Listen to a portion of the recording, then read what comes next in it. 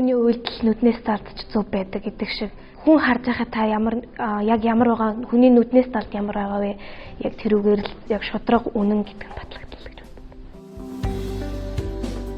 Мэдсэн ч мдээгүй юм шиг тийм нэг бусдаас ингээд нуун дарагдуулаад ил тод байдлыг нь үгээ болгоод байгаа үед яг энэ шудраг ёс гэдэг зүйл өөрөө үнцнийг алдаад яг нийгэмд худлахуурмаг тавмгаалж эхэлдэг.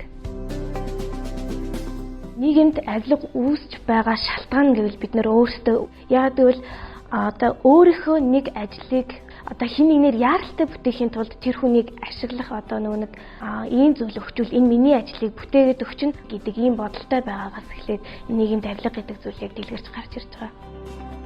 Бидний сурж байгаа энэ үед бас ямарваа нэмзгийн хэмжээгээр илэрч гарч ирдэг. Яг жоохон зүйл дээр ч харагддаг. Тэр нь юу вэ гингүүд ямарваа нэгэн байдлаар тэмцээн уралдаан, аль эсвэл тэтгэлэгт хөтөлбөр гэх зүйл дээр бас бол энэ зүйлс ингээд анзаарагддаг, мэдрэгддэг. Гол нь үүнийг ийм байх шүү гэд дуугарах хүн байдаггүй, мэдсэн ч мдээгүй юм шиг яг өнгөрдөг юм байна. Ер нь бол нийгэмд залуусын оролцоог ингээ хараад хад маш дутуу дулмиг байдаг. Яг хамгийн сайн харагддаг зүйл нь жишээлбэл яг сонгуул гэдэг зүйл дээр байгаа. Яг 18-аас эхлээд 25 насны залуусын одоо ингээд харангуут одоо хамгийн бага байдаг.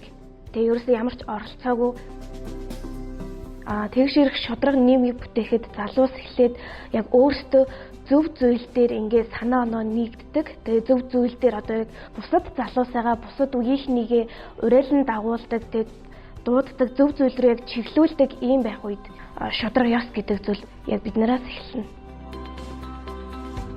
Зөв зөвд шудраг зөв.